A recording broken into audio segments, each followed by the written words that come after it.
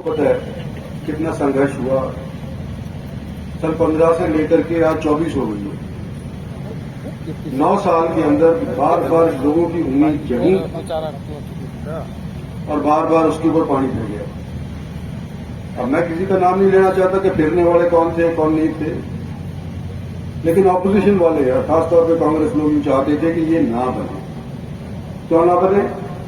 तुम्हें बीजेपी से लोग भटक जाए कि वायदा किया था चीफ मिनिस्टर ने, वायदा किया था इंद्रजीत सिंह ने, भागा दौड़ी करी थी सांसद ने, एमएलए साहिबान ने, सब ने मिलकर के जब लिखा था 15 के अंदर के भी हम बढ़ाएंगे, तो उनका वादा झूठा हो गया और हमको मुद्दा मिल जाएगा इलेक्शन आएगा तो। और अभी शायद धर्मवीर सिंह बता रहे थे कितनी परेशानी हमारे को इसको सिरे चढ़ाने के अंदर हुई। कुछ हरियाणा की फॉरेस्ट डिपार्टमेंट की वजह से, कोई केंद्र की फॉरेस्ट डिपार्टमेंट की वजह से पहला स्थान मुकर्रर किया, रद्द हो गया। और आज माजरा वाले गांव वाले, मैं इनका तो आज के दिन जरूर हवाला देना चाहता हूं कि जब सारे रास्ते बंद हो गए और सन 14 के अंदर एक नीति बन गई थी कि अगर किसी की जमीन तुम अधिकृत करना चाहते हो तो उस जमीन के बाद से 70% लोगों की सहमति आवश्यक है, नहीं तो आप उनकी जमीन अधिकृत नहीं कर सकते। और बड़ा अच्छा कानून है, नहीं तो गुड़गांव जितना इस तरह से जगह जगह के ऊपर लोगों की जमीन अधिकृत करके बड़ी बड़ी इमारतें बना दी, बड़े बड़े लोग माला माल हो गए। हमारे लोगों को उसका इतना फायदा नहीं हुआ जितना कि बाहर के लोगों को हो गया। तो ये अच्छा कानून था कि जमीन अधिकृत अगर होती है 70% लोगों का मंजूरी होनी चाहिए। तो माजरा वालों ने जब यूनिटी वालों की तरफ से जो तजवीज हुई थी जमीन को खत्म हो गई फॉरेस्ट के ऑब्जेक्शन की वजह से, तो माजरा वालों ने बेड़ा उठाया और लोगों ने सुनिश्चित तौर पे अपनी जमीन एम्स के वास्ते दी। यानी कि उनके गांव की जमीन चली गई, उनके ओर पास की जो जमीन है उसके बारे न्यारे हो गए, उसके 4-4 गुना दाम हो गए। लेकिन लोगों ने ये सोचा कि भाई अगर यहां पर हम अपनी जमीन नहीं देते तो ये कहीं और चला नहीं जाए हरियाणा वाले। और माजरा वालों ने भाई अपने सर के ऊपर, अपने घर दिल के ऊपर पत्थर रख करके जमीन तजवीज करी 210 एकड़। किसके लिए करी? इलाके के लिए, आने वाली पीढ़ियों के लिए करी। और उनका योगदान देखो। और हम यहां स्टेज के ऊपर बैठे हैं, हमारी भाग दौड़ देखो और निराशा कितनी हुई उसका हवाला दो, और आने वाले के अंदर कितना लाभ होगा वो सोचो। तो भाई अभी यहां पर हमारे मित्तल साहब कह रहे थे कि यदि पार्टी के पदाधिकारी होते ना, कहते लिख दो लिख दो लिख दो। मैं भी भाई लिखवाता बुढ़ा सा हो गया। जो 100 बस की कहेगा वो 5 की लेके गया था। जो 20 गाड़ी कहते हैं, गाड़ी के अंदर अकेला बैठ के आ जाता है। मैं आपके अपने जमीन पर छोड़ता हूं, जो यहां लिखवाए सो लिखवाए, ना लिखवाए कोई बात नहीं, लेकिन जाते वक्त जैसे धर्मवीर ने कही है उस टाइम के ऊपर यूं दिखा दे कि दे जो झंडा और ये हमारी बस भरी हुई है, ये हमारी गाड़ी भरी हुई है, इतनी लेकर के जा रहा हूं, जरूर दर्ज करवाए। वो तो नोट करेंगे, आज का तो कोई फायदा नहीं नोट करने का।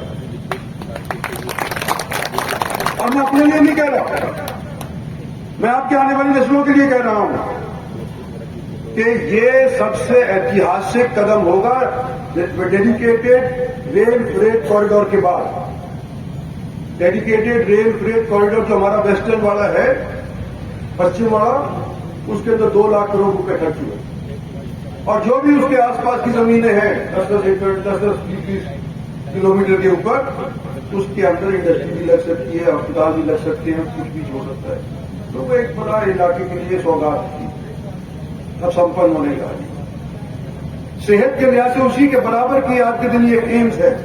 और मैं ये आप लोगों को बताना चाहता हूं, सोचने की बात है कि 22 एम्स कुल मिलाकर के सारे देश के अंदर तजवीज किए गए, 22वां हमारा है। 2-3 प्रांत ऐसे हैं जहां पर 2-2 एम्स दिए गए। कहा? आंध्र प्रदेश, क्योंकि आंध्र प्रदेश का विभाजन हो गया था। आंध्र प्रदेश के 2 हिस्से गिरने के बाद 2 जगह के ऊपर 2-2 अलग अलग एम्स किए। जम्मू और कश्मीर का भी आप मानते हो, ऊपर वाले कश्मीर है, नीचे वाला जम्मू है, उनको भी 2 दे दिए। और कोई प्रांत नहीं देश के अंदर जहां जहां 2 एम्स मिले हों। कहां मिले? तीसरे जगह पे हरियाणा के। एम्स का बड़ी अड़चनें यूं लगी कि झज्जर में ऑलरेडी बाड़सा के अंदर है और उसके 100 किलोमीटर के भीतर भीतर ये दूसरा करवाना चाह रहे हैं। क्या इनके दिमाग के ऊपर छा गया है कि ये दूसरा करवाने की यहां पे सोचते हैं? और बड़ी मुश्किल से ये हुआ कि हरियाणा ऐसा छोटा सा देश, सिर्फ 10 लोकसभा की सीटें तो मायने नहीं रखती। जब 303 सीट आई तो 10 क्या मांगे? हरियाणा ऐसा प्रदेश है, आंध्र प्रदेश और जम्मू और कश्मीर के बाद, जहां पर 2 एक बाड़सा के अंदर और एक हमारा यहां पर अमेठी के अंदर, ना इसमें मालवा के अंदर खुलने जा रहा है। ये भी एक सोचने की बात है कि परसों चौथ जो गया, प्रधानमंत्री के खुद के हल्के के अंदर एक एम्स का शिलान्यास रखा गया। खुद नहीं गए, वीडियो कॉन्फ्रेंसिंग जो ये बच्चे करते हैं, वीडियो कॉन्फ्रेंसिंग से उसका शिलान्यास रखा गया। 25 तारीख जो आने वाली है, 25 फरवरी को अनेक और स्थानों के ऊपर मार्फत प्रधानमंत्री एम्स का शिलान्यास रखा जाएगा या उसका उद्घाटन किया जाएगा। हो सकता है 3 हो सकता है 4 हो, लेकिन प्रधानमंत्री कोई जा रहा है वहां पे? प्रधानमंत्री नहीं जा रहा, वीडियो कॉन्फ्रेंसिंग के माध्यम से उनका भी शिलान्यास होगा। कहां जा रहे हैं प्रधानमंत्री? सिर्फ आपके हरियाणा के अंदर, मालवा के अंदर आ रहे हैं। और चौधरी धर्मवीर ने कह दिया कि भाई इंद्रजीत सिंह के पास महकमा है, बात दुरुस्त है कि मैं छोटा मंत्री प्लानिंग के अंदर, नीति आयोग के अंदर हूं, उसके अंदर कोई दो राय नहीं है। सारी फाइलें जो है विभिन्न महकमों की अंदर योजनाओं की बनती है, सो हमारे मार्फत जाती है। लेकिन इसके अध्यक्ष कौन है? नीति आयोग के प्रधानमंत्री। तो लोग कई बार कहते हैं इंद्रजीत के पास क्या महकमा है, पता ही नहीं लोगों को। भाई जिसका प्रधानमंत्री है उसका छोड़ना मंत्री न हो तो घाट है क्या? इसमें क्या सौदा घाट का सौदा है? और ये योजनाओं के अंदर हमारे को चर्चा करने को 5-7 साल मिले। आज इतना देश विकसित हो रहा है, क्या पहले कभी नहीं हुआ था। और मैं उदाहरण के तौर के ऊपर देता हूं आप लोगों को, सोचने की बात है। फिर से सोचियो, कह के चला जाऊंगा, एक कांच से निकाल के दूसरे मुसीबत निकाल दी, डाल के दूसरे मुसीबत निकाल दियो कि जहां भारत वर्ष का इतिहास सबसे पुराना है, चीन के बराबर का है। और 8वीं शताब्दी से लेकर के और 18वीं शताब्दी तक, यानी कि 1000 साल तक भारत का विश्व के जीडीपी के अंदर 24 से लेकर के 27% तक का हिस्सा हुआ करता था, वहीं मंडराता रहता था 1000 साल। और फिर क्या हुआ? फिर गोरे आ गए, हमारे राज गोरों क्या चला गया। और जब 200 बरस के बाद, जब 1947 के अंदर गोरे हमारे देश छोड़कर गए, 24 और 27 के बीच के अंदर जो हमारा जीडीपी मंडरा रहा था विश्व के हिसाब से, केवल 3.5% छोड़कर कितना नीचे गिरे 200 बरस के अंदर। और आजादी के 75 साल अब हमारे पूरे किए हैं। जहां हमारे यहां सुई नहीं बना करती थी, आज के दिन अंतरिक्ष के अंदर रॉकेट तक भेज रहा है। और मैं कल हवाला दे रहा था, मेरे पास लोग आए थे, मेरा जन्मदिन था, तो मैं इधर से पटौदी वाले नए वाले हाईवे से आ रहा था, वो भी 4 लेन बन गया, नेशनल हाईवे बन गया है। तो मेरी भी जमीन पड़ती है वहां पर, दोनों साइड के अंदर हाईवे के ऊपर, मौजाबाद के बाद गांधी नाम की बेचरा गांव की धरती है। तो मैं अपनी जमीन नहीं पहचान पाया, ऐसे सटती सी गया और मेरी जमीन निकल गई। मैं पूछू भी कहां सी के गांव में, मुझे पीछे की पता भी नहीं चला मेरे को, कहां भी पीछे। तो यह डेवलपमेंट चाहे रेलवे का हो, चाहे इसका रोड का हो,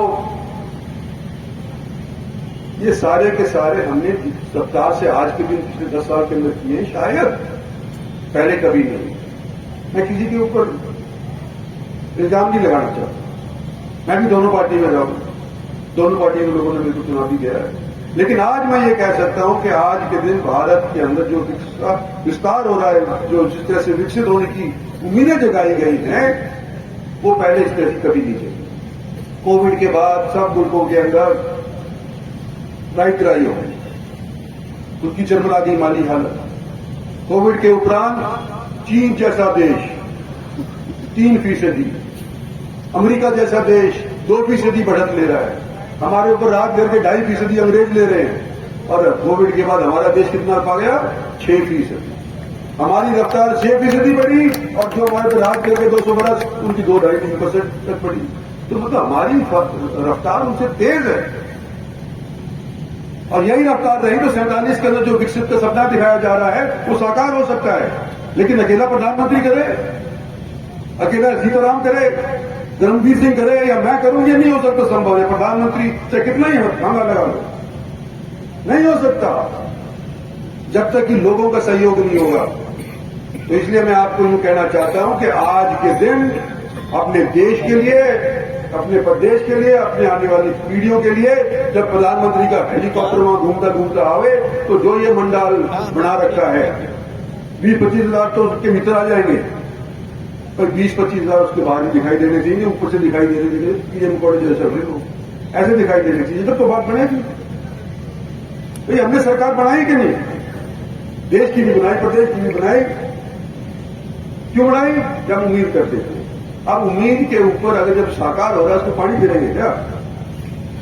तो भाई हर एक की जिम्मेवारी दिल पे हाथ रख करके कहो कि हमारे घर से चूल्हा नौत करके आप लोगों ने 2-3 गाड़ियां अपने गांव में कम से कम हर समृद्ध आदमी के यहां से भेजनी है और जो समृद्ध नहीं है उसको वहां से बैटरी गाड़ी उठा करके ले जाना है और बस अगर रूट से बस के।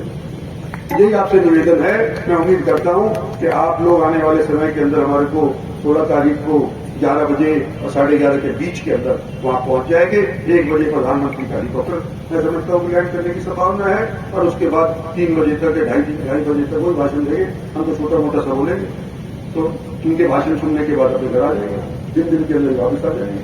और एक चीज आप ध्यान रखियो कि हमने अनेक दल से करें, अनेक दल से देखे भारी भीड़ भी आई है, लेकिन प्रधानमंत्री के जलसे के अंदर कोई काला कपड़ा ना पहन के तो पुलिस वाले रोक लें और कोई माचिस बीड़ी ना लेके जाए। अगर बीड़ी भी लेके जाए तो माचिस मत लियो दीजिए, तो वो रोक लें और फिर वो लोग बढ़ेंगे पुलिस वालों से और लंबी कतार लग जाएगी, भीतर नहीं बढ़ उसके लिए लोग। तो ना माचिस बीड़ी और ना काला कपड़ा, ये पहन करके मत आइयो, बाकी जो पहन के आओ उसको मंजूर है।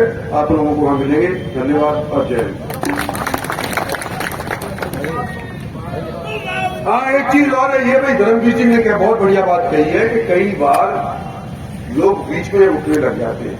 पानी का बंदोबस्त भी होगा, शौचालय का भी बंदोबस्त होगा, तो प्रधानमंत्री के बोलने से पहले कर लो जो कुछ करना है। प्रधानमंत्री बोलते हैं तुम उठियो, जब प्रधानमंत्री बोल रहे हैं